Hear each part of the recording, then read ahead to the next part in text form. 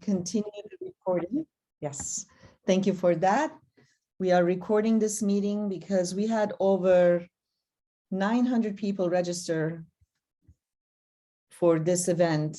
So I know many from around the world register, but they can't join us because of time zones or other obligations, but they really look forward to seeing the recording and reading the notes. So thank you all for being here. As it says on the screen, this is the CSW66 Outcomes Unpacked.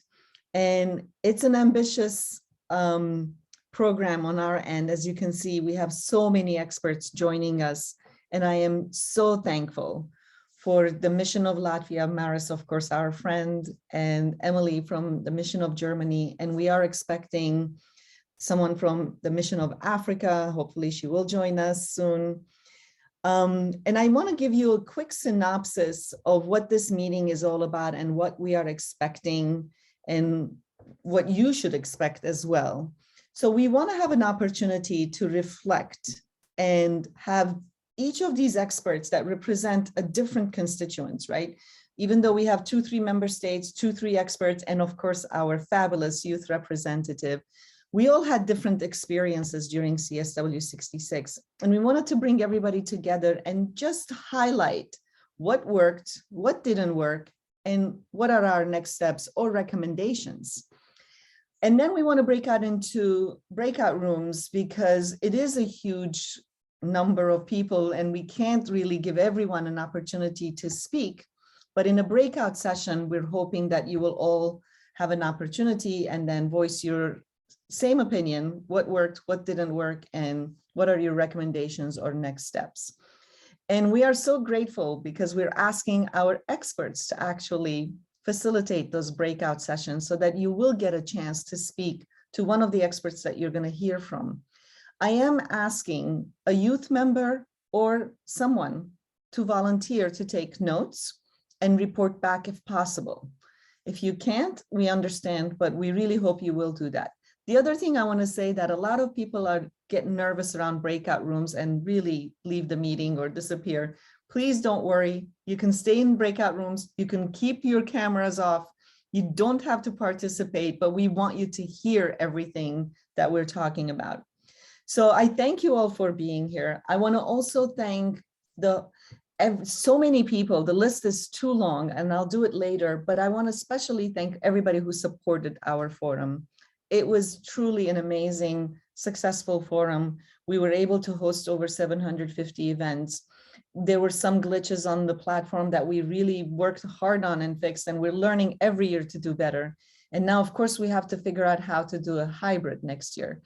I can guarantee you that 80% of any forum going forward will be virtual, because what we learned, the possibilities that we were able to provide for many more people is something that we cannot take away from you again, right? So imagine these monthly meetings we used to do at the church center and we would get maximum 80 people. Well, now we're already at 186 and 900 people did sign up. So that's, I wanted to just give you a brief synopsis of that, and also say that just like we did in preparation for CSW, we're going to start with a conversation with Maris and Ivy, who worked diligently on methods of work. As you all know, methods of work happens every 5 years, and this year we were so lucky to have an amazing member state negotiate that for us and work with us. As you all know, we did several meetings with civil society, consulted with all of you, and he brought those recommendations in. So I thought it was important to really check in with them, you know, bring them together again and have them tell us what worked, what didn't work, you know, the same thing. And then Devin will add the other experts onto the roundtable. And we'll share our program in the chat so that you all see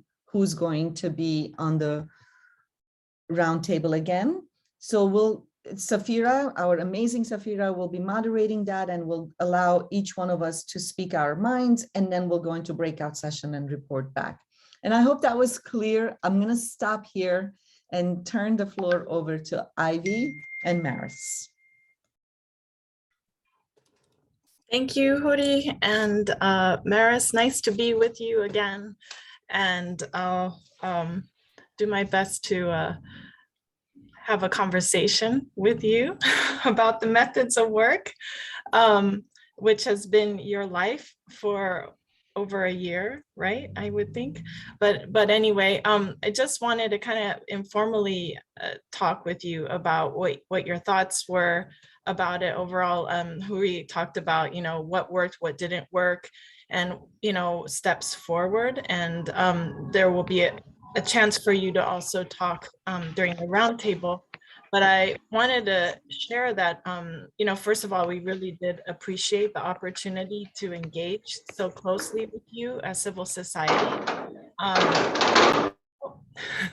We thought that was, as far as, I've only been in the UN space for, a little less than 10 years. And, this is the most I've been involved in the methods of work.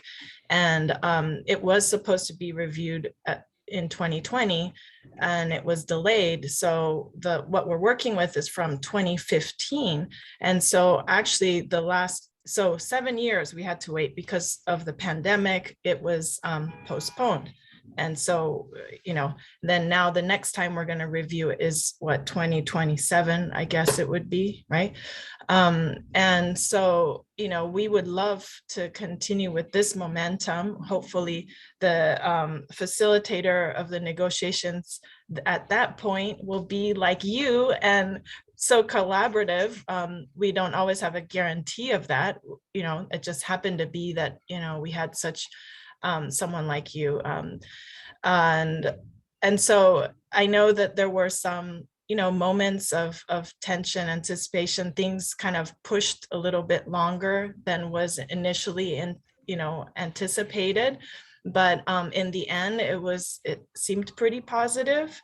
I just wanted to say overall, I thought it was great that, youth were mentioned so much throughout the document, and that para 27, I believe, on, exchanging with youth was wonderful. But there's always just so much more.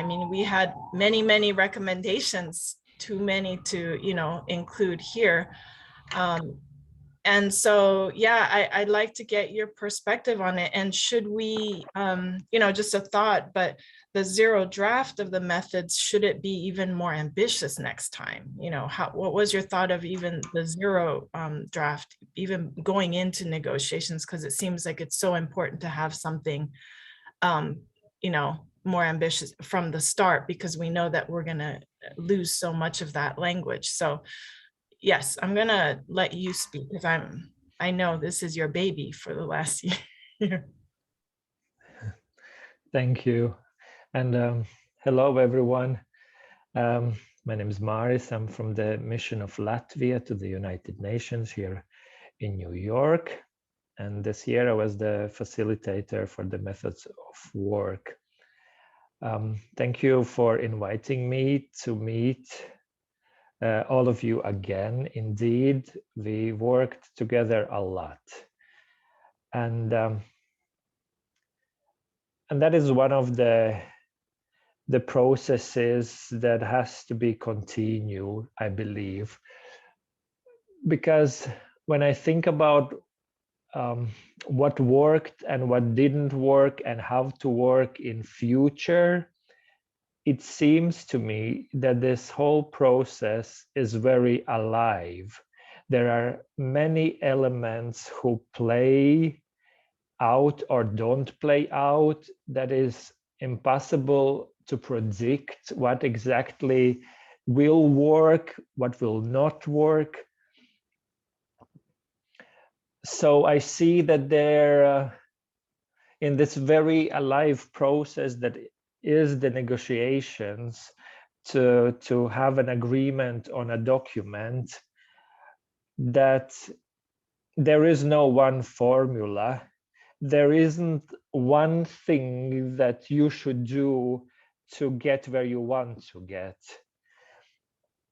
I think that's my main message. And what it means for your work is that, unfortunately or fortunately, you have to work in all stages with everyone. What it means is that for the agreed conclusions, for example, Emily will talk probably more on it, as she was the brain of the whole process regarding agreed conclusions in the Germany's mission. But you know that the preparations start in the countries long before the session starts here in March, which means that that's the first stage where NGOs and civil society can have an impact and should work with their governments.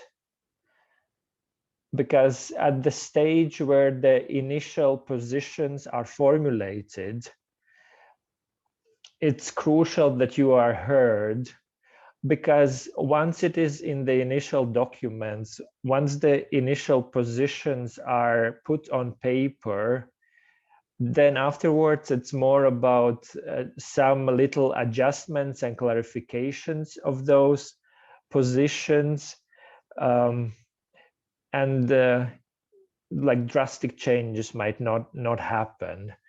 So this first stage is very important for the involvement and for your ideas to be heard.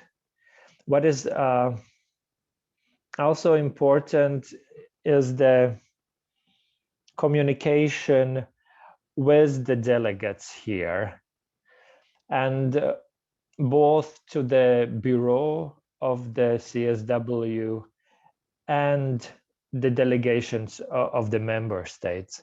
Because what we saw this year is that the Bureau plays an important role, and in the Bureau there is the facilitator and there are the other Bureau members. And we saw this year in agreed conclusions and also a bit in methods of work negotiation process, that both the facilitator and the chair of the Bureau can play important roles in the processes. For the facilitators, even though we are neutral and just facilitating the conversation between the member states, there is a thing that is called the facilitator's approach. Because the reality is like, if you let them talk, the member states will just keep on talking for days and weeks. So at certain point, the facilitator has to stop the discussions on a certain issue and decide what is the result of the discussion. Is there an agreement or not? And what to do when there is no agreement? Does it mean that the paragraph goes out, that the word is striked out? What it exactly means? And that's the power of the facilitator. And in the methods of work, it really played out significantly, because for certain initiatives, it was the situation that for civil society participation, for the youth dialogue, for example, you had very strong support from some member states. The idea that we will have the interactive dialogue with youth in the official program of CSW was strongly supported by your friends, some of the member states. And that was very important for that process. But there was a very, very strong opposition to it as well. So these two parts couldn't get an agreement, and the discussions went on and on. So there we can see in that situation the importance of how the facilitator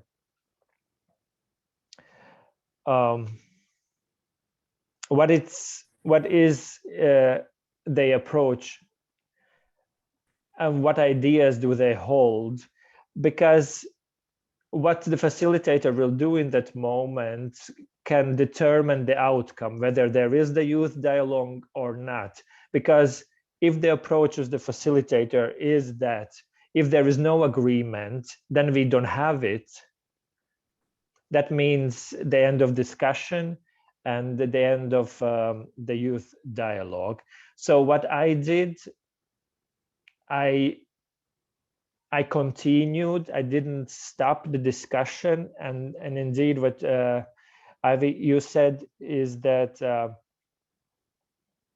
the discussions on methods of work were prolonged, and it was exactly because of this reason, because there was not an agreement on it, and I couldn't bear myself to just cut it off, say we cannot agree on it, so it will not go into the methods of work. So we had even a separate meeting on that. And of course, bilateral meetings between me and the states who couldn't agree. There were the mission of South Africa was involved as well to facilitate the negotiations as representing the chair. So a lot of effort went in. Mm-hmm. So what it means also is that you have to work with the facilitator, because indeed,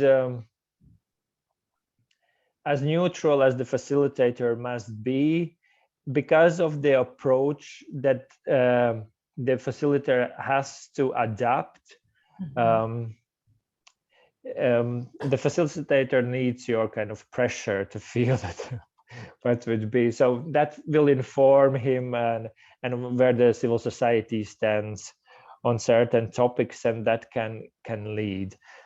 Also, there is always, okay, but yeah, about the facilitator and the chair, we saw in the agreed conclusions that the chair can also play an emotional role at a certain point for their for agreement to be reached.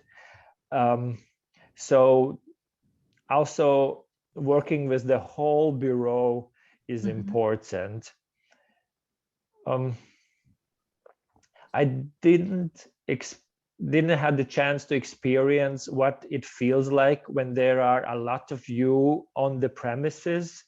So I don't know what would be the energy and how it would impact the whole negotiation process if the corridors were filled with you and you could talk to us directly when we go inside the negotiations, when we come out.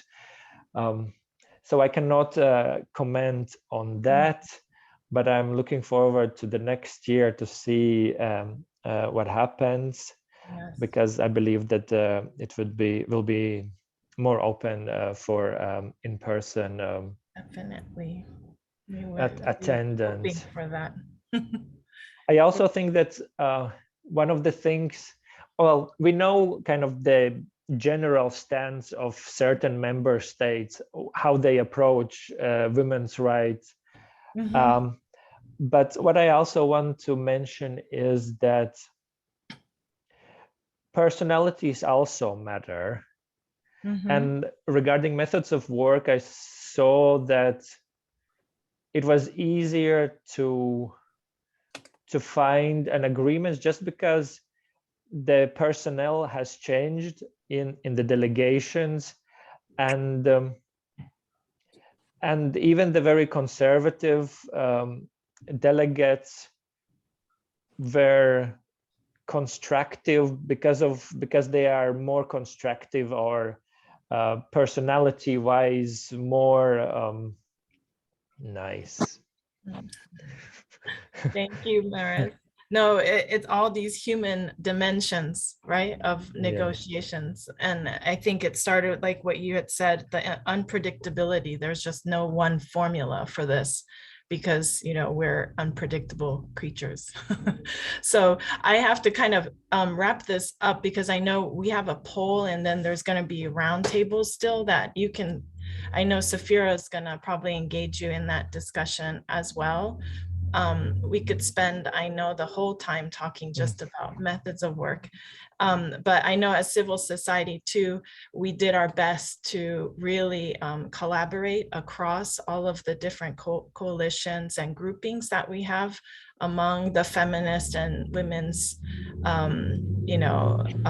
women's groups, because even among civil society, you know, there's just so many of us, and, you know, we're all working very hard with our recommendations. But I think when UN Women had their informal workshop last year on methods of work, it really kind of unified us to try and speak as coordinated as possible, you know, around the recommendations. And I think this is true with agreed conclusions. And I know Erica is going to speak more on the advocacy research group, but this is all like NGO-CSW's effort also to go bridge across all the coalitions. I believe the member states do appreciate that rather than having many different people going at them at once. But thank you again, Maris, for what you've done. And this isn't the end. So we will be in touch, and we're going to be in this work roundtable still. So I'm going to hand it back to Huri. I think you're going to do the... Yeah. Thank you so much. You guys really set the stage beautifully. And I really rushed my intro because, again, even though 2 hours seems like a long time, we want to cover so much that we end up just rushing through. The methods of work is what really people use for CSW. Somebody had asked that question. That's why we started this conversation with methods of work. And that is only negotiated every 5 years, as was mentioned already. We want to do a quick poll. I wanted to do this earlier, but you know, we're already at 222 people, and earlier there was just too many people coming in. So Devin, if you don't mind, let's do a quick poll. And while we're taking this poll, and it's just to really get to know our audience more. And as Ivy said, our goal at NGO-CSW is to be inclusive, collaborative, shared leadership model, and transparent as well. And we really want to bridge as many groups as possible so that we can speak together. Now we can have different opinions. As I put my foot in my mouth earlier, and I'm sure some of you are following the chat, it sounded like I wanted only youth to take the notes. That is the last thing I meant to say. A couple of youth members had actually approached me and said they'd like to help in breakout sessions. And that's what I meant. Anyone who wants to volunteer can take the notes, but it should be just one person reporting back. So having said that, let's see what happened with these polls. All right, so we have a few, 12% you have not attended CSW66. I like to pay attention to that number usually, because that means more people do want to come into this space. More people who do not know CSW hear about it through friends and come in, and we want to welcome them all. So thank you for being here. And I know sometimes it's going to sound like we're talking a different language, and you know that's how, like Ivy said, she's only been doing this for less than 10 years, and myself only 10 years. It took me about a year to really understand what was going on. So please be patient and speak your mind whenever you see that there's something that makes sense. So thank you for the polls, Devin. And now I'm going to hand the floor over to Safira and all the experts into the roundtable. And more people are coming in. Thank you. Thank you so much, Huri. And hi, everyone. My name is Safira. I currently serve as part of the executive committee for NGO-CSW and also as a co-chair of their youth leaders and young professionals. So I want to just kind of quickly introduce to you our roundtable. We have a number of experts and representatives who are going to kind of continue on the theme of reflecting on CSW, you know, what worked, what didn't work, how can we move forward better together. So just to let you know who we'll be hearing from, We'll be hearing from the South African mission, from our German mission, from Latvia, again, Maris, who you've already met. We'll hear from UN Women, the Women's Major Group. We will hear from NGO CSW's Advocacy Research Group. From WIDO, we have our youth activists, and we'll also hear again from Huri and Ivy, our chair and vice chair of NGO CSW.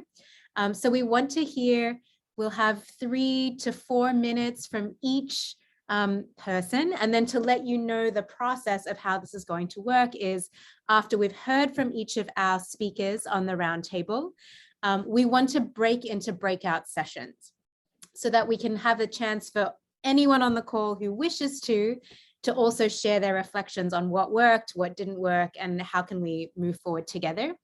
So we've already heard a little bit around kind of methods of work, but I want to expand that to the entirety of the Commission on the Status of Women that has just passed, including the agreed conclusions, including the official meetings, the ministerial roundtables, government side events. We had our NGO CSW virtual platform, and kind of looking at this collaboration between civil society, our UN agencies, member states, and the Commission.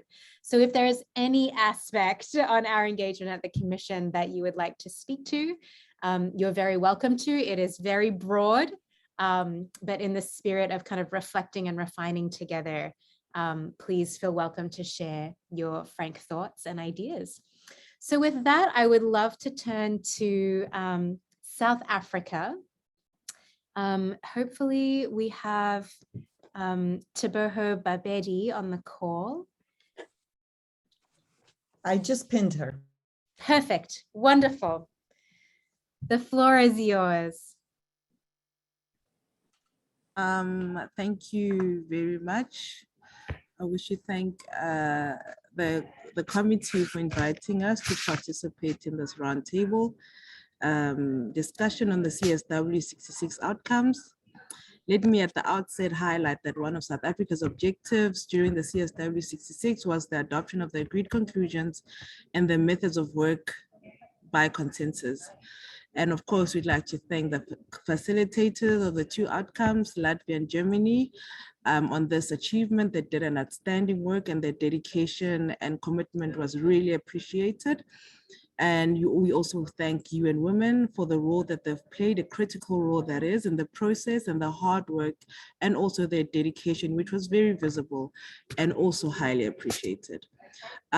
Both processes were not easy to conclude. Lots of hours were spent in both processes, and all delegations were in essence forced to be flexible in order to achieve a consensual document.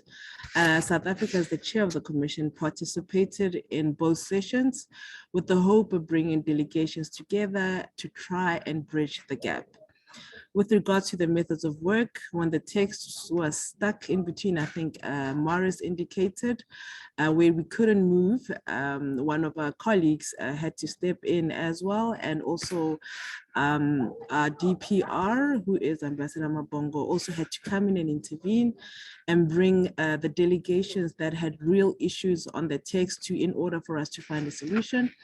We also worked quite closely with the Secretariat and to share for them to also try and share alternative language that was agreed by consensus in the ECOSOC, which we further worked on in the context of the proposed text, of course.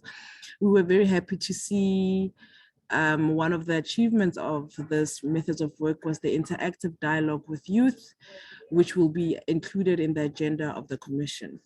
With regards to the agreed conclusions, South Africa was also the coordinator for the Africa group, which was really not an easy role. As you're aware, the group is very diverse with different cultures and religions that have to be respected. And we had to navigate our way in order for us to reach a consensus and to formulate a position which we had to present in the informal consultation. It was important that as a group that we always remember that our role in the commission was that our chair was from the African group, even though some of the proposed languages in the revised draft text, which we sometimes found to be a bit controversial, but we managed to continue to find a group position with the view that our proposals would also be able to bridge the gap. I have to also highlight that the chair, which is Ambassador Joyini, was updated after all informal consultations with regards to the discussions. She also reached out to the facilitators and the secretariat in order to get a sense of the readings of the informal consultations. It was also proposed that she attends the informal consultation whenever she was available, which she really made the time to do that. She also reached out to the delegations who were in essence threatening not to join the consensus, which she was also accompanied by the executive directors in some instances in order to hear their concerns and to try and find a middle ground and to bring all the groups and the delegations together for us to continue to have a consensual outcome. Her interventions during the informal consultations were very appreciated. At least that was the feedback we received from delegations, which also tried to, where we saw, I mean, one example that I might even say was there was flexibilities from delegations, even from the Africa group, which sometimes is quite not so flexible when it comes to multiple intersecting forms of discrimination. This is just one example that I can highlight. So I'd just like to conclude by saying that the visibility of the chair is very important in this process in order for the facility to assist the facilitator to have a strong and consensual document. Thank you very much. Thank you so much to you and your ambassador, Joyini, for all the hard work during the commission and some really helpful points there. Thank you so much. We'll now turn to the German mission. So I'll hand over to you, Emily, to share some reflections. Thank you very much. Thank you for inviting me. Thank you to Huri and to all my fellow panelists here. It is a great honor and a pleasure to be talking to you. We had several conversations leading up to this, and now to have the hard work done and be back in conversation is really delightful. Let me please perhaps briefly touch on three topics. First of all, I would like to talk about civil society engagement, then about the Bureau, and also then about the wider membership. I can first of all only say that civil society engagement and the exchanges with you were very, very valuable. Maris had said that, of course, the physical presence of NGOs has been lacking for the last year. And as Maris said, the energy that this gives to us, especially during the high-level week and the first week of CSW, I think this is still something that the CSW is lacking and should be coming back, because this is something that all the member states benefit from the high engagement and the specific cases and voices of civil society. On the other hand, I would say the civil society engagement on the content of the agreed conclusions for us from a facilitator point of view was really very good. We had a high number of exchanges with different civil society representatives and groups.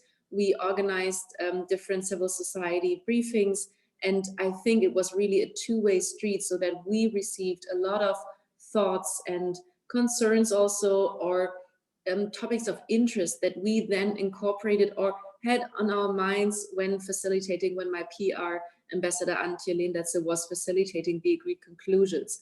So to me, on the content side, this was really, really helpful and important. And I hope that we were able to bridge some of the issues, some of the problems of not being there in person via our virtual communication.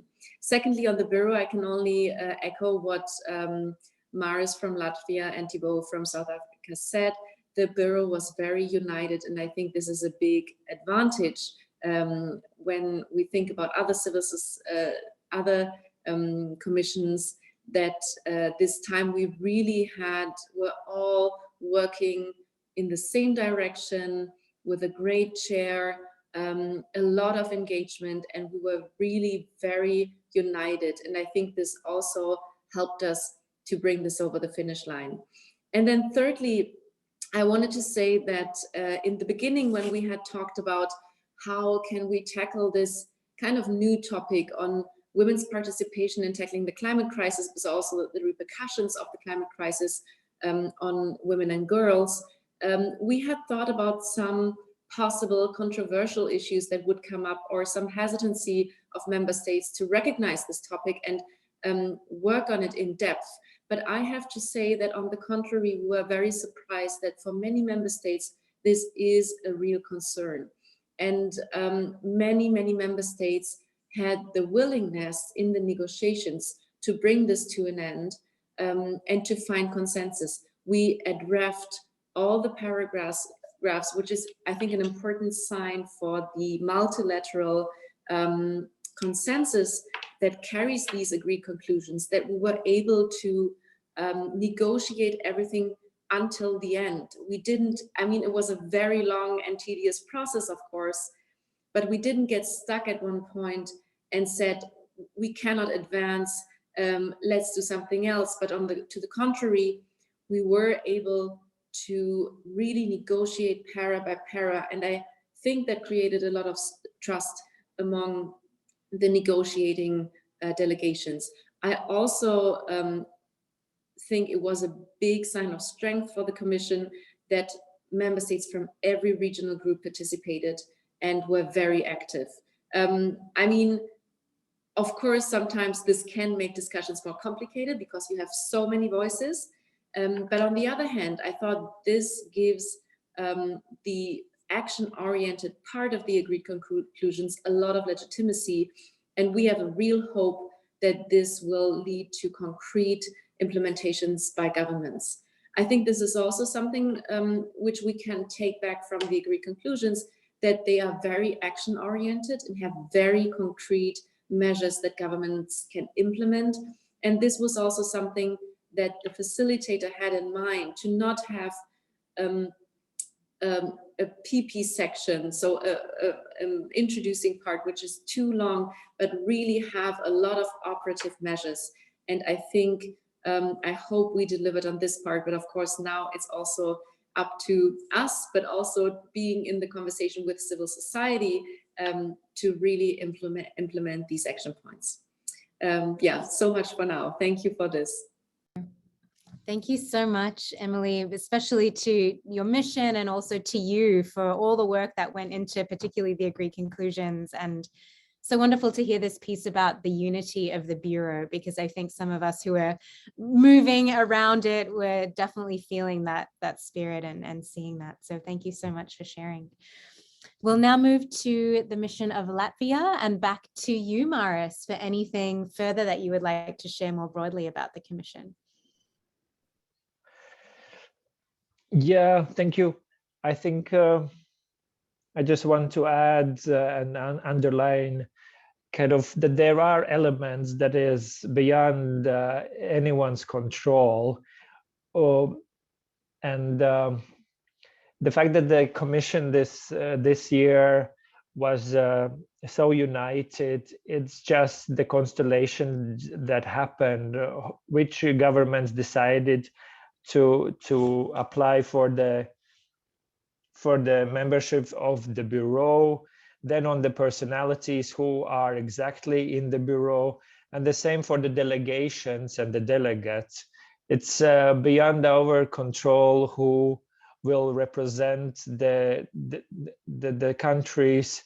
So regarding that, we just have to go through it and see what it happens and do the best that we can in the concrete circumstances.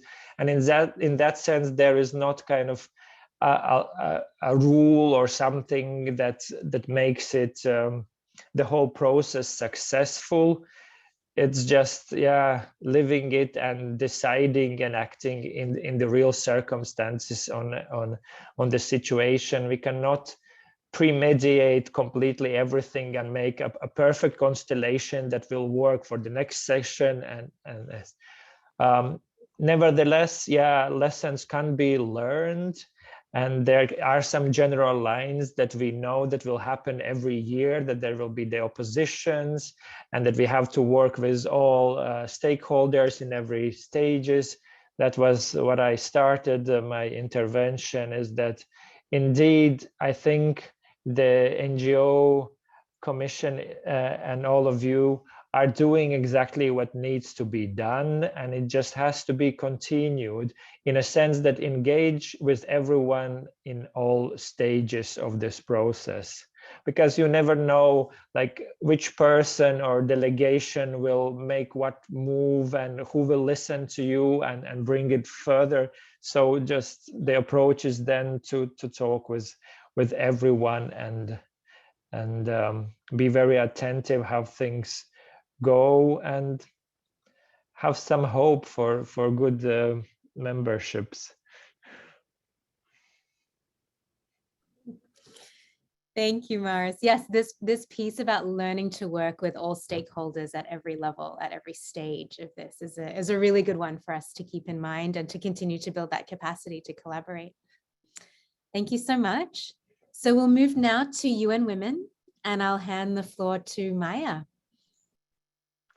Thank you so much, and thank you for having us here. I think this is a wonderful opportunity to engage and reflect on some of the lessons learned after the session and see how we can continue to build on that and move forward. So first of all, let me also really thank the delegates who are here from representing the Bureau members. I think as everyone has probably seen clearly, we really had a fantastic Bureau this year, extremely supportive, lots of political will, lots of ideas and creativity, and that makes such a huge difference. So thank you, Thibaut, thank you, Maris, thank you, Emily, for that. This ties to something that I would like to just quickly touch upon for the methods of work, because I think it's important to keep in mind also going forward that the methods of work only govern some parts of the preparations for the session, and much is also actually just done by practice. And this has allowed some flexibility, which has been useful in some cases. I'll take an example, which is the introduction of a youth speaker at the opening session. This was never included in the methods of work resolution, and to be quite frank, it might have been difficult to get agreement on it there, but it was introduced by a previous Bureau, and then it has become practice and is now widely accepted. So I think that's important to keep in mind, and especially when we have such a supportive and strong Bureau like this, it enables them some flexibility for that creativity to introduce new and very good practices. And of course, in terms of the substance of the methods of work resolution, I think we were, from our side, really happy to see that the youth dialogue on the priority theme made it into the final text. So that was really, really something to highlight. Moving to the agreed conclusions, I would echo the previous speakers that we did see a more constructive spirit than in some of the previous years. It was clear that this was a very important priority theme for many of the delegations, and that they really rose to the occasion on this. We were expecting lots of political challenges, but I would say, in line with what Emily said, that it was quite a happy surprise to see that it really was a constructive spirit. Of course, not easy, it's never easy, but still. And I believe it was also really good to be back in person, which we have seen clearly with the last years that this is absolutely the more conducive modality. It was really good to see some NGOs on the premises outside of the room, but of course we absolutely hope that more will be able to be there in the upcoming sessions. I thought maybe it's helpful to just very quickly explain the support that UN Women provides to the facilitator. So mainly what we do is that when member states send their written inputs on the zero draft, we then assist the facilitator in combining all of these and preparing a compilation text, and which is in matrix form and is usually extremely long, and therefore we also have a working text. And then during the informals, we assist with technical support, note-taking, screen sharing when we get to those stages. We help preparing the revised text and provide advice to the facilitator as needed. I think every facilitator and their team work differently. We had excellent facilitators in both the processes this year. So again, thank you very much for that.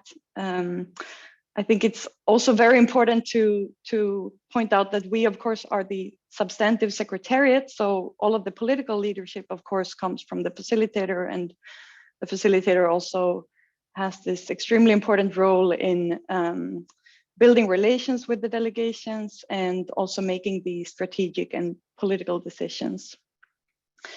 In terms of some of the challenges this year, the volume of the text is always a concern because we get such huge amounts of written inputs, so that the compilation matrix grows to an extremely long text. It was over 200 pages this year. And of course, it is great to see that there is such a willingness from member states to provide all of these inputs, but it also makes the process a little bit more difficult. And I believe we have yet to really deliver on the commitment to have very short and succinct agreed conclusions that are focused on the priority theme. I think this year really was a great step in that direction. So we as UN Women are very happy with the outcome. Also, of course, the historical nature of having this priority theme, and we believe we really did break some new normative grounds. And if I have time, I could bring out some highlights, but I think just to also mention, time is always a challenge in this process. We did spend less time this year. It was 60 hours this year in the total for the negotiations, compared to 145 hours at CSW65 and around 80 hours at CSW63. So that was a good thing, because more time does not mean more progress. That's also something that we have learned clearly. But the challenge is, of course, that it's hard to really get delegations. It's hard to get any compromise and earlier than the very last stages of the negotiations. It's about the political dynamics, and it's part of the nature. But that does mean that the earlier rounds often get a little bit repetitive, and it really comes down to those last rounds when solutions are found. But absolutely, I believe that this year was a huge step forward, and again, very many thanks to our great facilitators. We saw that we did get very strong language on the impacts of climate change, environmental degradation, and disasters on women and girls. We saw great calls to increase their leadership and participation throughout these processes, commitments for increased gender responsive investment in policies and programs related to this. So really there is a lot of good things there. We were very happy to see a first ever reference to women journalists and media professionals. We were very happy to see that sexual and reproductive health issues were now referenced both in the preamble and the operative section. That was also a first. So that was a great win.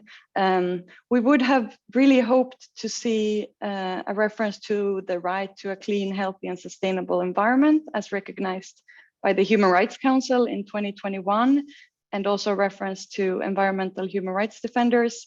In the end, these references did not survive since there was some opposition, but overall, I think we do really have an excellent final outcome. So from UN Women's side, we're extremely happy with this and look forward to supporting all stakeholders in the implementation of this text. Thank you so much.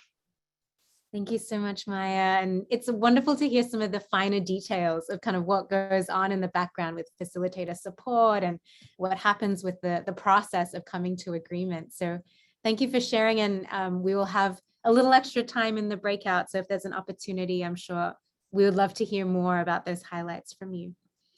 So we'll now turn to the women's major group. So I'll hand the floor to Andrea. Over to you.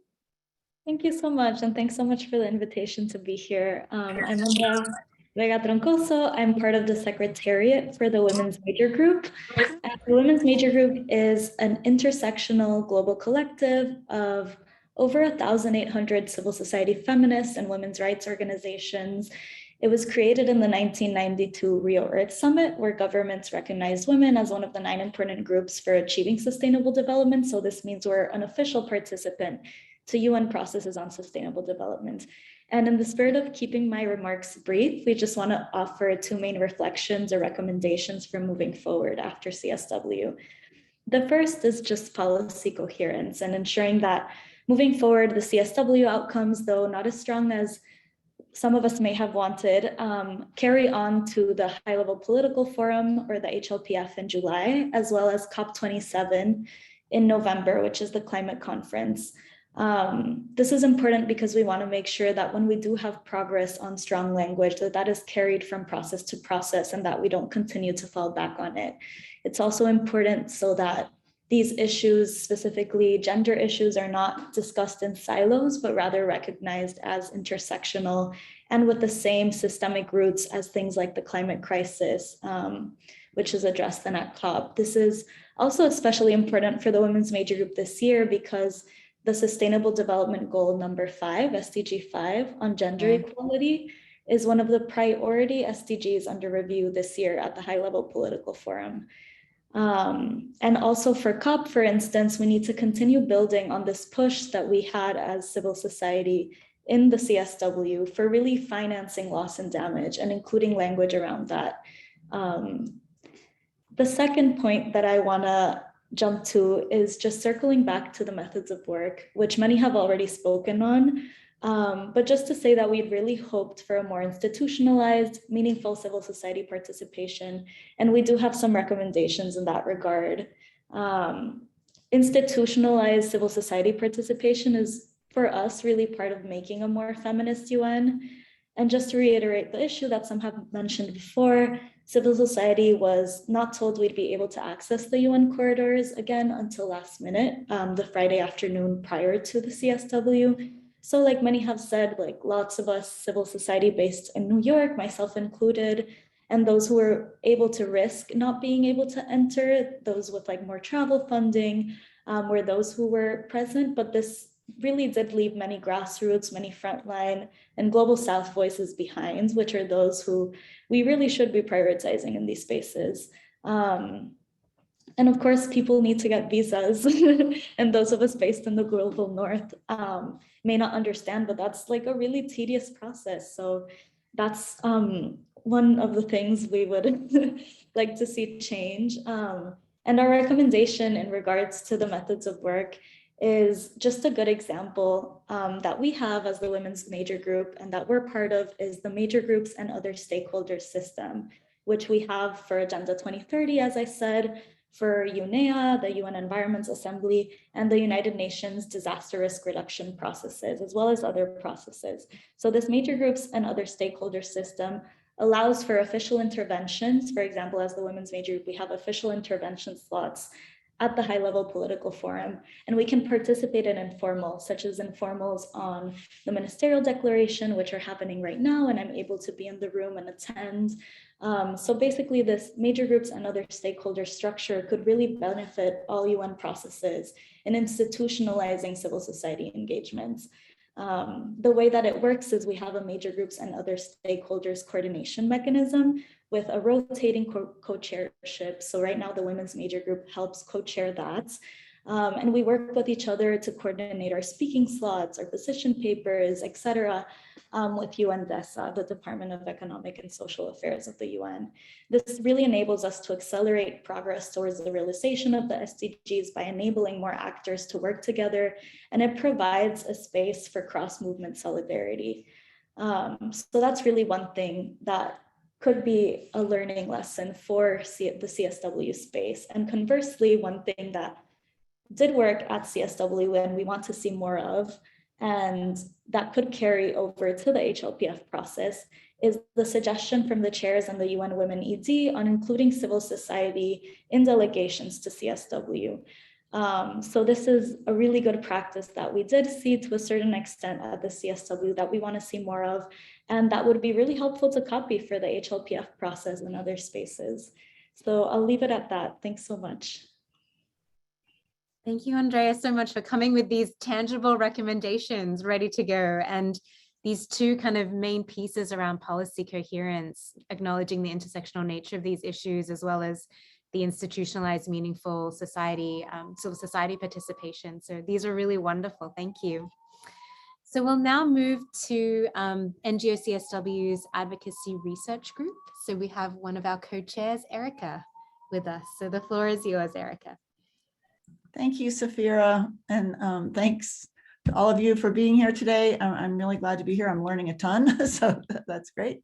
Jorge asked me to report on the NGO-CSW Advocacy Research Group process so that you sort of understand what we go through as we're developing our recommendations. I'm one of 3 co-chairs. Ivy's a co-chair, and so is Susan O'Malley. And our process, we're co-chairs now, but this process has been going on for a long time and it's evolved. Winifred Doherty was a chair of this group for a long time. So we keep building and evolving, and hopefully we're getting more and more successful. This year was very encouraging, so we're happy about that. So the process we went through began back in May of 2022. So just after the last CSW, we sort of regrouped and got started. We re-upped or recruited to ensure that we had global representation in our group. Most of our group comes from our sister NGOs, CSWs around the world. It's a really engaged and hard working group of people. They come from Jamaica and Argentina and South America and the Caribbean, from Geneva and Vienna and Europe, Australia and the Pacific Islands, Mexico and Latin America is represented, Lebanon and the Arab MENA region, and Ghana and Africa. So this shifts and changes as leadership in the NGO-CSWs change, but generally we are trying to get representation from all of the regions. And then in June, July, and August, we did a huge research project on the priority theme. Obviously, it's a huge theme and there was a lot to learn. So we tried to read some significant papers. We each took turns reporting on things we had read. And generally had sort of a learning session going on through the summer. In September and October, the Advocacy Research Group representatives and NGO-CSW leadership met with permanent missions so that we could better understand how to improve our advocacy approach. We didn't feel great about the prior CSW input that we were able to have. And so there was a lot of work going on meeting with these different governments, which included South Africa, Germany, and Latvia here today, Ireland, Senegal, Israel, Colombia, South Korea, and the United States. So we got some really great feedback from them and had an opportunity to build up our networks there. The feedback generally was to share the suggestions that we had well in advance of the release of the Secretary General's report and the zero draft, while there was still an opportunity to have influence. So that kind of changed the game for us. We were used to waiting for the zero draft and then attempting to have input, and we decided that we would follow this advice and bring it all forward a couple of months. They also suggested that we provide only a few concise points that are convincing, but to avoid language that sounds attacking. So as Susan O'Malley would say, no poking at the governments in the process. So during that time, we also began to identify key critical issues for inclusion that we wanted to recommend for the zero draft that reflected our global perspective. So we meet once a month or once every 2 months from all of these representatives from the different regions and get everybody's input. It's a wonderful learning opportunity. I mean, every region has their own issues and their own perspectives, and we try to then, amalgamate that into what we're going to recommend. So in November, we finalized our 6 recommendations. We shared those out with UN Women, the CSW Bureau, member states, and civil society. So then we were basically published. And then in January, we evaluated the SG report and the Agreed Conclusions zero draft, which was being released. We also developed a youth perspective brief on the priority theme and briefs on each of our 6 recommendations that we had published. These briefs are sort of one-pagers. They include UN precedent language, which we brought in CEDAW, the SDGs, UN frameworks, UN declarations and resolutions, and other reports that were official language of the UN. We provide supporting data for our recommendations, good practices, and global and regional examples of enabling environments and discriminatory policies. So we're trying to just give a background, some information that the governments might choose to use in their negotiations, and also advocacy tools for civil society. So this is all published on the NGO-CSW website. It's very transparent and available. So in February, we undertook a social media campaign, which was lots of fun. We did some pretty cool video challenges and just generally trying to get information out to our networks and other civil society organizations. And then March, it's CSW, so we closely monitor the negotiations.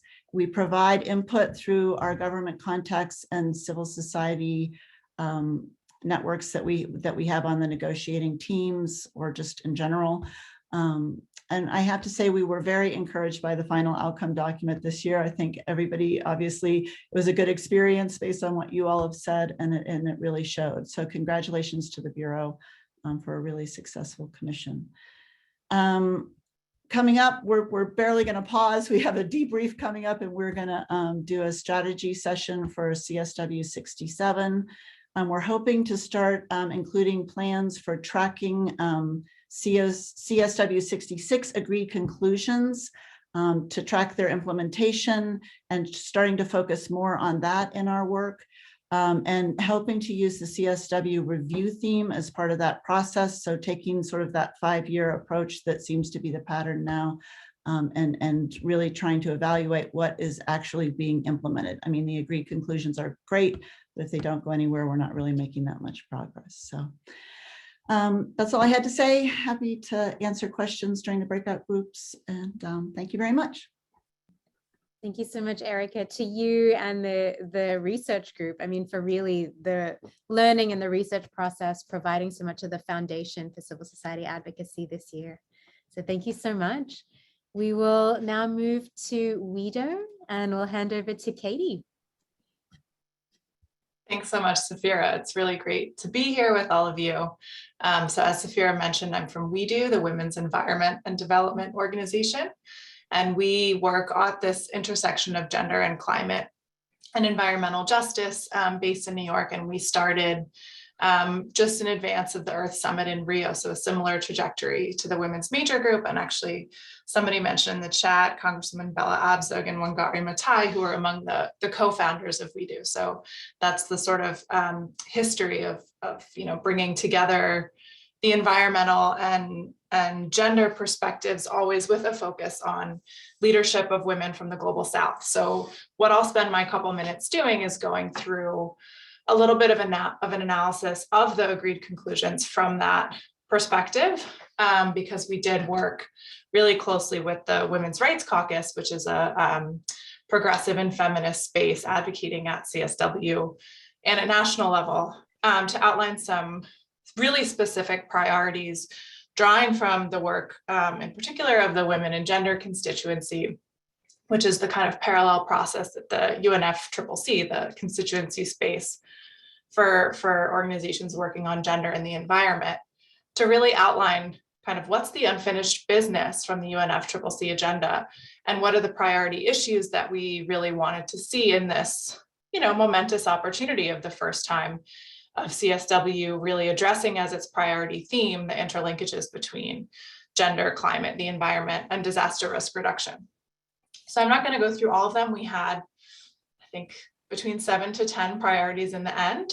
But I think, building on what Maya from UN Women was saying, we did see some pretty good kind of initial foundation language, I'll say, on some of the issues that are really important to us as we do, and to us as part of these coalition spaces that I mentioned. So first of all, on loss and damage. So I think, well, let me back up. One of the things that was really challenging about this year is that a lot of the concepts on climate and environment are kind of newer to the CSW space. newer to the organizations, and even to some of the delegates who are actually, doing the negotiations. So I think it was an interesting opportunity for all of us, both in the civil society side and at the UN, to kind of expand our understanding of how all of these issues are interconnected, and how, yes, some issues are negotiated under the UNFCCC or the other Rio Convention processes, but when we're looking at a holistic and structural agenda for gender equality and women's rights, these are gender equality issues. So kind of breaking down some of the really technical stuff was kind of our first step. So that included discussions around loss and damage, which, just to briefly give an overview, is really understanding that some of the impacts of climate change and of environmental hazards are beyond the point of what can be mitigated or adapted to. So mitigation and adaptation being kind of the two pillars of climate action. The argument, especially from frontline communities in the global South, is to add loss and damage as an equally important pillar, and one that requires finances and policies and specific programming. And the argument that we were making as the Women's Rights Caucus is that this is a gender equality issue, because, as we know, women and gender diverse people, along with all kinds of groups facing discrimination, are uniquely and disproportionately affected by loss and damage.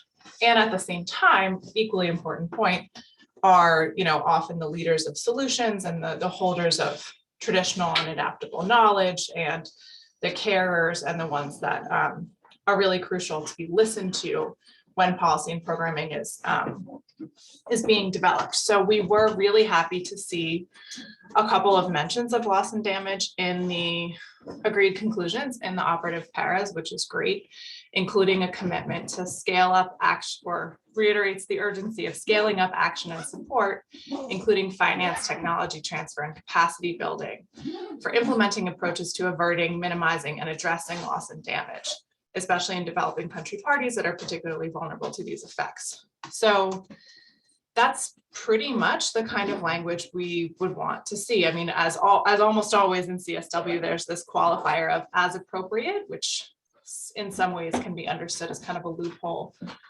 to let member states, off the hook according to what they determine is appropriate. But even so, it's language that we can build on, and I think that's really important. With that particular example, as well as some of the others that we were really focused on, like a just and equitable transition. So many of you may be familiar with the concept of a just transition, which really comes out of labor organizing and looking at, as we globally transition away from fossil fuels, how can we make sure that people still have jobs, have decent jobs, have the kind of upskilling or vocational training to switch, to kind of, not be left behind as the world moves in a different direction. But the feminist movement has added equitable to that framing, to also be looking at, what are the gendered realities, how does it relate to the care work that's predominantly borne by women and feminized people. And while we didn't have any operative language on that, we were happy to see in the agreed conclusions a heading on fostering a gender responsive just transition. And that includes, some language on women's livelihoods and work, and equal pay for equal value. So really kind of connecting that conversation in the environment arena. And then maybe just to share one more example before I turn it over, because I know I'm looking at the clock. I think Maya also mentioned that we saw sexual and reproductive health services mentioned several times in the operative paras, really clearly linked to, in the context of environment, climate change, and disaster risk reduction. So linking to the priority theme. And there's a fairly new coalition that we're part of, which really looks at these intersections between SRHR and climate justice, because they are so important in terms of, again, disproportionate impacts on women and gender diverse people, but also how kind of the agenda for bodily autonomy really goes hand in hand with the agenda for territorial autonomy, for environmental conservation, and for climate action. So while, as we know, sexual and reproductive health and rights is one of the areas that is always the most difficult to get any language on in the Commission on the Status of Women, as well as elsewhere in the, in the UN and in these multilateral spaces, we were happy to see, despite caveats, a lot of pretty good mentions of that, including the concept of menstrual health, which obviously ties into environmental issues, access to water and sanitation, etc. To close, I'll just mention one thing we didn't see in the agreed conclusions that I think really points to where our work is cut out for us, which is the linkages with the macroeconomic structural issues of debt justice in particular. That was a real big one for us, and it's not in there. Of progressive and equitable taxation, of how governments are actually supposed to have the money in the fiscal space to be able to do anything on climate action, on pandemic recovery and response, and on the kinds of public services that we know help advance gender equality. So I think for us, following this process and looking towards next year and looking towards HLPF, really seeing how we continue to deepen those linkages between the gender equality groups, the environment and climate and DRR groups, and also the groups working on macroeconomic and structural issues, I think will be super important. So I'll stop there and look forward to the breakouts. Thank you so much. Thank you so much, Katie, and especially kind of highlighting these interlinkages between gender, environment, climate, and disaster risk reduction, and some of the language around loss and damage and just and equitable transition and some of the SRHR issues and those recommendations. So thank you so much. We'll now hand over to Alma, who is part of a very well organized youth movement. And many of you may have seen how well the youth were organized during this past CSW. So we'll hand over to Alma to share some reflections. Thank you very much. It's such a pleasure being here. But let me start by sharing my discomfort of being the only youth, as it has been highlighted as well in the chat.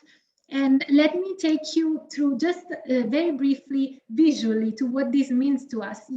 I'm sure many of you personally refused to join panels. These panels were only mailer there, and you are very much familiar with those pictures that are photoshopped of high-level meetings, in which if you photoshop out all the male representatives, then you will have just a scattered number of just few women. So in the spirit of true feminist intergenerational work and dialogue, let's not replicate this.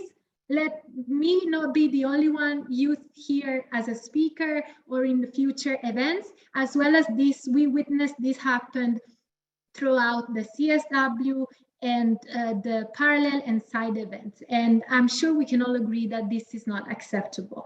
And that as youth, we don't want to box exclusively in the youth themes, topics, paragraphs, but we're here to bring much more in the spirit of exchange. We can learn from each other, and also we're an integral part of civil society. So let's not consider us as a further minority or marginalized group. Moving forward to that, as we have all heard today, this CSW has been the first for many, many things.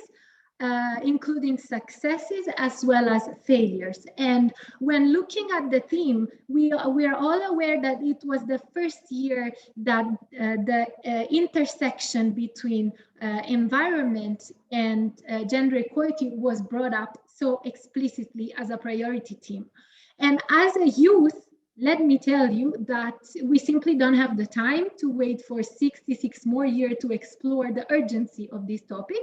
So we definitely, as civil society and representatives, must push to bring this topic back on the table with the urgency it deserves. Because when we are looking at missing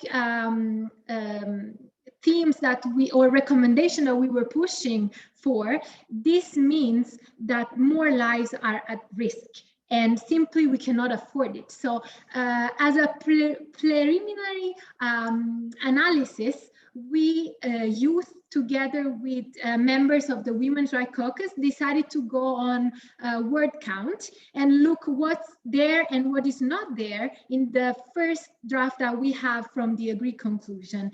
And let me refer to that text. To make it accessible, the first step is that it must be translated. Like, so far we only have it in English and it's already UN jargon, so we must work on the other languages as well. So you will see we created a thread on Twitter, so it's accessible. We do encourage you to suggest us more words to look. And there's 0 climate crisis when this was the priority theme. There's 0 LGBTQAI+. There is 0 diversity. There's only 3 times rural women, and there's only 3 times mental health, just for you to have an idea. I'm not gonna be listing all of them because of course of time. And this is just to bring very briefly the attention and the spotlight on what's happening. I think when looking at the, as it was mentioned, it's definitely an achievement to, or at least a first step to have this interactive youth dialogue. But let's remember this is only open to youth delegates of member states. So this means that if we want to look at the bright side, there's a lot of work for us to be done to push for member states to implement youth delegation programs, because we don't want this to be an elitist, mostly Western and global North dominated space. And we also want to open this from civil society side, which means, as we have mentioned before, we really push and are on board and are ready to support a Youth Vienna Cafe, because we do want independent and feminist civil society to have their chance, to have their space, to voice their concerns and propose their demands. And then we're looking as well as the fact that women and girls environmental human rights defenders have not been recognized. We know the rate of killing for these activists. We know how exposed they are for simply speaking truth to power. And we know that this is jeopardizing their activism and their lives. And then a key loss for these negotiations and the agreed conclusion has been the 1.5 Celsius degrees. Now, agreeing on 2 degrees means mandating an oppressive, ableist, gender-based, racist, and intersectionally unequal death sentence to the marginalized people and areas of this planet. And this is quite hypocritical, because this is mandated by those who actually contributed to it with loss and damage. So the fact that we didn't address this, the fact that the urgency was not met in the agreed conclusion, is really putting people from the most affected places at risk. And those people were actually, unfortunately, marginalized throughout the whole negotiation process. They were not present in New York. Most of them could not access any digital space because of the digital device. And as we're looking into perspective at the upcoming CSW, so the CSW67, that will be specifically on digitalization and tech, we must ensure and work towards accessible online spaces and also offline spaces, of course. We must work into bridging the digital divide and making sure that the unheard voices, especially from the most marginalized group, coming from intersectional marginalized identities, are heard and are present at the decision-making table. Thank you. Thank you so much, Alma, for highlighting those points. And with that, I am going to move us into our breakouts. And it's the same question to all of us. What worked, what didn't work, and what are some steps moving forward? And if you have recommendations, please feel welcome to share them there. Of course, there's no pressure to contribute. I know not everyone feels comfortable to contribute in the breakouts, but we anticipate that many of you will have ideas and reflections and feedback to share. So this is the opportunity. There will be one facilitator per breakout session, and we're encouraging our speakers on the roundtable today to help with that facilitation. And we'll also ask each breakout to nominate a note taker so that we can capture all of the recommendations in written format and we don't miss anything. So with that, Devin will move us into our breakout groups, and we will convene back again after about 20 minutes. I don't know if there's anything I have missed Huri or Ivy, if there's anything you want to share before we move into our breakouts. I think we're going to go to 15 minutes because we went a little over time, but I think that's plenty of time too. So dive right in for 15 minutes, everyone, and see you back here. Bye. Perfect. Thank you. See you all soon.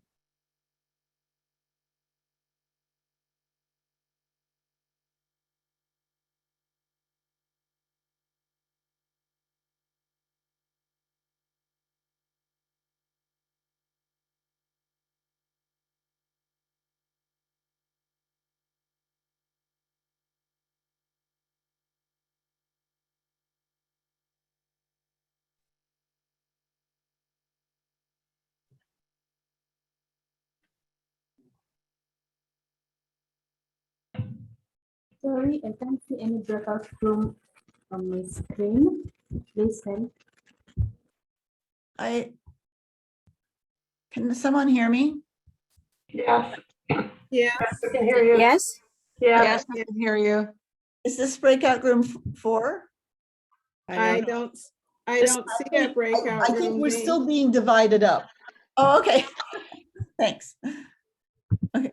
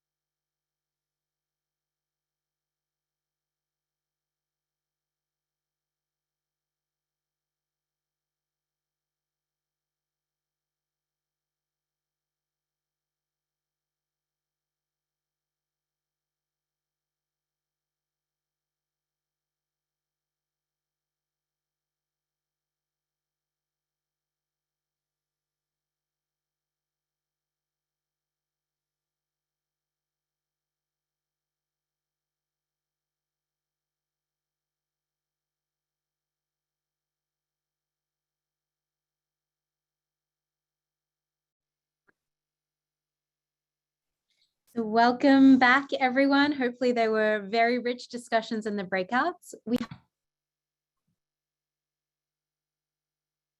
Oh, we needed more time, Safira. We needed some more time.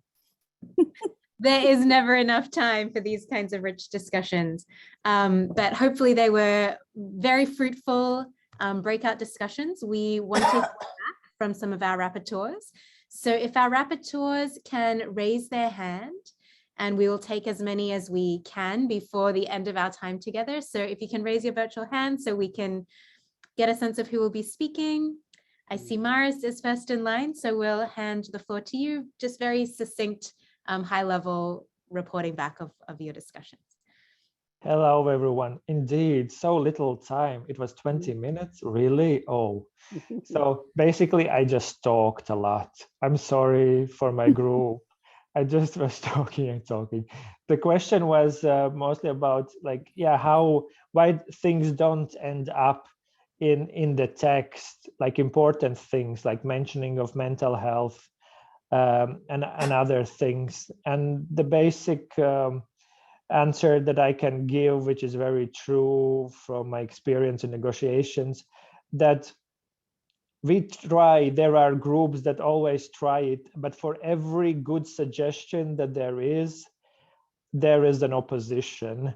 And when it, as UN is the floor where all countries participate, and an agreement has to be found among these very different countries, then inevitably it means that the text will be watered down and things will be striked out. Thank you. Thank you, Maris. Over to Inete. Hi from Latvia. In our group, we worked from United States, from Canada, from Australia, and from Latvia, and colleagues from Kenya. And what we conclude, first of all, that there are governments where consultation process is transparent and participatory. I'm referring to the processes in Canada. And this experience should be taken on. It also has been noted that our participants were pleased with the outcome and are concerned about speeding up implementation of agreed conclusions. It was noted by several participants that UN Women should clearly consider more involvement with regional consultations, especially also with the caucus of Europe and North America. And it is important that UN Women facilitates more voices of deprived women to be heard during the session. And also, I would say that we all agreed that more consultations and time should be spent on our discussions, so that the documents are not 200 pages. And last but not least, I believe that all women's organizations across the world needs concrete, clear procedures nationally and internationally for preparation of CSW, and also for work at it, and for implementation of agreed conclusions. Thank you, colleagues. Thank you so much, and I'll hand the floor to Charu. Yes, thank you so much. It was a wonderful group we had. I was delighted to count at least 7, if not 8 countries. We had, I'll start the other way around instead of the global north. We had Nigeria, Qatar, Indonesia, India, Switzerland, UK, Canada, and the US. And let me know if I left anybody out in our group. What worked was the fact of this new intersection of women and climate. I mentioned I was at COP26, and I personally found it really heartening, especially working in this field of gender equality, international affairs, and climate for about 3 decades. A wonderful lady, Jeannie, she mentioned about how this focus on how we are all connected really changes the focus for girls, the reality. Somebody else mentioned that the SG's Guterres comment that he has studied every religion and no religion actually tells, kind of discriminates against girls, but the religions have been compromised in interpretation. So there was some discussion on that, and she wondered why that was not highlighted as much. What didn't work was from some of our global South countries. Some comments was the time zone was a little confusing. I would think the DST time interpretation, the internet sometimes, and on migrants, quick question about perhaps including a little bit more on global migrants. The lady from India mentioned that she would really appreciate more of the one-on-one in person, because that's really where change occurs. So I think the didn't work and recommendations work closely together. The flip side of what didn't work are recommendations.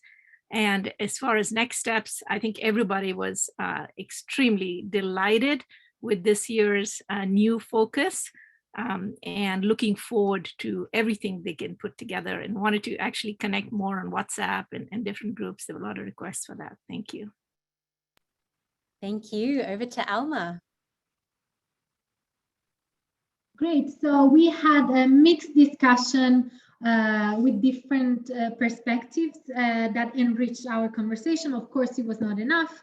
And some felt like it was, the fact that it was online was more accessible because of the traveling costs and the distance. Some others felt they couldn't engage as much as when it was before the pandemic in presence, because of course you can attend many events, but with regards to the negotiation, the advocacy, it was very much limited. And then it was highlighted how the having the access to the zero draft in advance was really key to prepare and work throughout the whole CSW. And the historic achievement were highlighted once again. The working together and along with the Women's Rights Caucus was really helpful and important. And also it was mentioned that it was not acceptable that UN Women informed very last minute of the possibility to join in presence, which makes it impossible de facto to attend. And the exclusion of indigenous and diverse people that are often tokenized, so that it's important to remember not to have them just as a presence, but actually deciding on the themes that affect them the most. Thank you, Alma. Over to you, Jackie. Okay, so not to repeat, so others can go. Let me just mention some of the things that work well. Folks love the Vienna Cafe. Folks also loved, and they're looking forward to the hybrid session. Of course, there was someone who enjoyed, of course, having a cup of coffee at home. What did not work well? Folks would like some more training on how to use the closed caption, and they'd like some training on that, and they'd like some training and to bring in more translators. What also did not work well, and this is something, it's said before, but it's worth mentioning, the impact of being in person. You cannot duplicate that online. And then the idea of the platform where everyone had their own Zoom, it did not allow folks, they felt, to go back, look in the system, to, analyze what was going on with previous workshops. Thank you. Thank you, Jackie. Over to you, Beth. Thanks so much, Safira. We were group 7. I won't mention things that have been said already about opportunities, virtually or not, time challenges, etc. The things that worked that our group really enjoyed, and I should say not everyone got to go. So if you didn't get to go, please type your thoughts into the chat and I'll try and catch them, because we had 14 people in our lucky number 7 group. The next generation of students who were in a class who all attended as a class found it to be inspiring, informative, and interesting. They had no idea how underrepresented women were in politics in many parts of the globe. people really enjoyed the conversation circles. They led to rich conversations in a situation where there was lots of passive listening. And then my personal opinion is the topic. I thoroughly agree with whoever it was in the session earlier who said we need to bring this topic around again and again and again until we make a livable planet for all. And I mean all species, not just us humans. We're all interconnected, right? No trees, no us. A few more changes. Need more youth opportunities. Can't have too many youth opportunities is what we heard. And then one thing I found challenging from the get-go is acronyms. We need all kinds of acronym help here because it is a different language. And then access and financial challenges came up, and access to internet, actually. And I would also, Pathable was still glitchy as a platform. And then lack of connection to other UN processes. I believe Katie from WeDo brought that up. How do we make more interconnections among all the different UN processes so they're not siloed? Thank you. Thank you, Beth. Heather, the floor is yours. Oh, I think you need to unmute. The ambassador role made a difference, that it overcame deadlocks, and the ambassador was involved earlier in the process of the method of work. So that was a relatively new development in the whole process.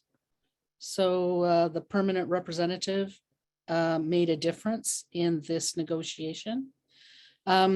The collaborative spirit and the capacity in the environmental, in the whole environment, with the unity of the Bureau, with civil society, it filtered into the relationships in the methods of work, and the opportunity created to increase capacity for constructive collaborations,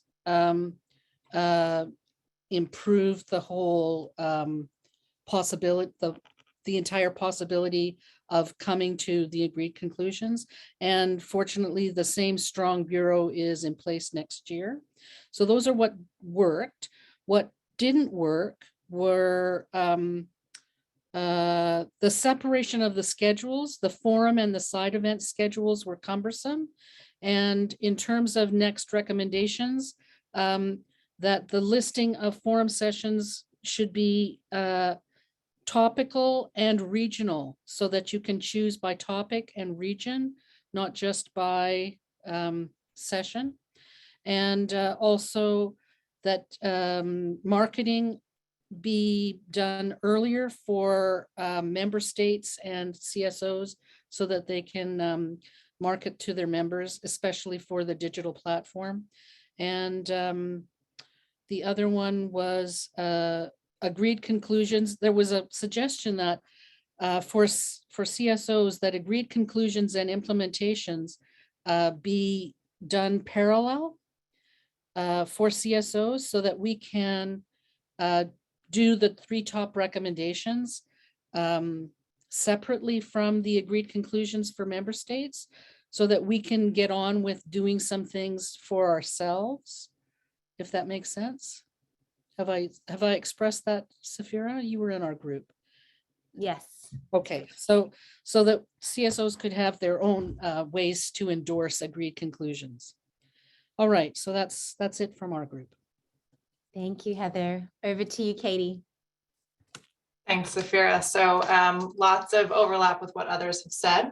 The first thing our group discussed was how good CSW is as a space for learning, and I always find that as well.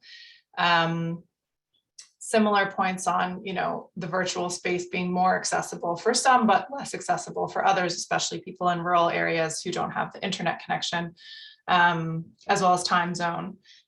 Queen Mother mentioned how wonderful she found it that we were able to have the in-person meeting at the Apollo Theater in Harlem to kick off CSW and to be amongst the community and sort of root our conversations in that community, in that space.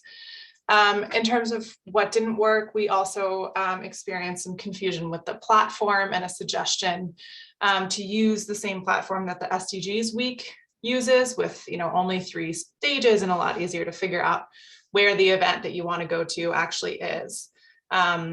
Several of us felt, as always with CSW, but I think it's perhaps even worse when it's virtual, that there's just too much going on and hard to even figure out what you want to go to and how to get there, and then how to access the recording if you missed it.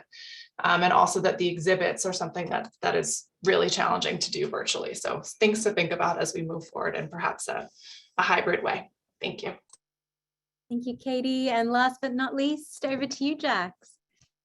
Hi, I was a part of Breakout Room 9, and then to just very quickly wrap it up, I know our group talked a lot about how they wish they saw more about migration, not just climate-induced migration, but migration from other disasters, as well as just like migration that isn't being induced by any particular disaster. I think there was more, people wanted to have more like interaction with member states and see if that process could start even earlier.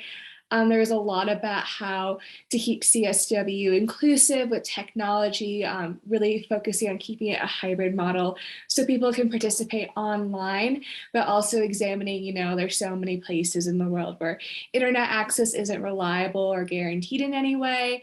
And then also another thing is just having more language justice and using languages that aren't necessarily UN official languages.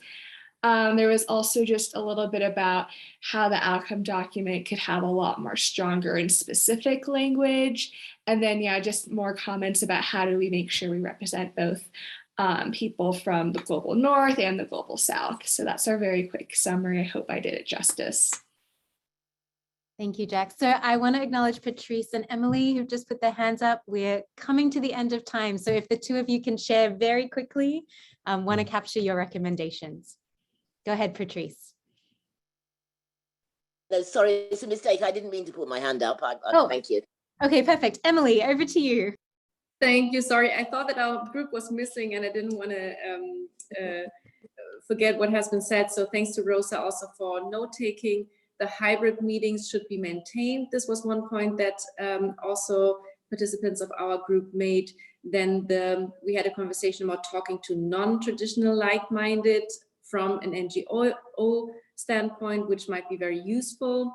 We had an example from South Africa, how gender equality, climate justice, and the connection to SRHR makes significant impact on the ground. We had a focus on the review theme to strengthen accountability. The review theme should be maintained and even extended. And then lastly, I think this is something that hasn't been shared yet, an example from the field where cultural production makes a big difference in sharing stories about gender equality, etc. And that this topic of cultural knowledge and value and production hasn't received wide attention during CSW, and that next year's theme might be an anchor for doing so. Thank you. Thank you so much, Emily. And thank you to everyone who has shared, to our roundtable speakers, to our facilitators and our note takers. I just want to say, for those who didn't get to report back, or if there are more recommendations to share, to send an email to info@ngocsw.org so that we can capture all of those reflections and recommendations. And with that, I will hand back to Huri to close us out. Yes, at 3 exact, I know, and I will not speak for full 5 minutes. I just want to show my appreciation. Emily, you're right in front of me right now, and I can't thank you enough. I mean, this is so much work on your end too, I know. So thank you for being here. Maris, I think, who left or is still here? I'm trying to see. Yeah, Maris is still here. Hi, Maris. Thank you so much. And South Africa had to leave early. Our experts, youth, Alma, you're amazing, and keep pushing us, keep putting our feet to the fire and asking for more, and we will do our best to deliver. Katie, I mean, okay, I'm not going to waste time naming you all. Just thank you all. And your recommendations are we take that very, very seriously, I have to say, because we're already talking about how to improve. We went with the same platform thinking it will be easier. And yes, there were glitches and we did the best we could with it. The one thing I do want to mention while I have everyone's attention, and it was right here, is limiting parallel events. This is a huge topic at NGO CSW, and I know it's a lot of events, but my heart breaks when I think about how are we going to limit. When we have to say no to grassroots women, no, you can't have space on our platform because there's not enough room. So it is a dilemma. We don't know how to change it. Yeah, I think 200 events should be the limit. I think 250, it should be the maximum. But will that really give access only to those who have the most money, or because we need to pay for these spaces as well? So it's a dilemma, and we're gonna keep trying to solve that. The other thing I wanted to mention is that, yes, we are having a 50th anniversary in June locally here in New York City. So anybody on this platform that is here locally, you will get information. Send us an email if you want to be part of that. And also, I want to thank our global planning committee. I know so many of them were part of this. We try so hard. And as Erica mentioned, our advocacy research group will be the space where we're going to interact globally. And if anybody wants to join our global NGO CSWs, their names are on our website. Reach out to them and get involved on that regional and national level as well. It is so important that we don't stop the work at this global level, right? This is here in headquarters. And again, the last thing I want to say is that I'm so grateful the bureau is the same. Look for our emails. We are still going to keep engaging with you and working, and then let's make next CSW even more powerful and more successful, to be a model for all the other bureaus that come after you, because everybody's going to be like, I want to be like Germany, I want to be like Latvia. So thank you all to civil society for being here. And we will see you next month. We're going to dive deeper into the outcome documents.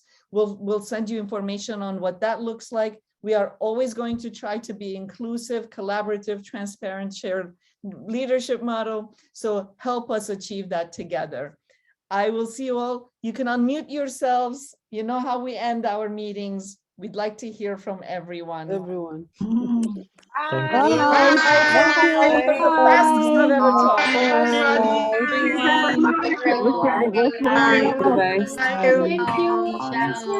Thank you. Bye. Thank you. Bye. Bye.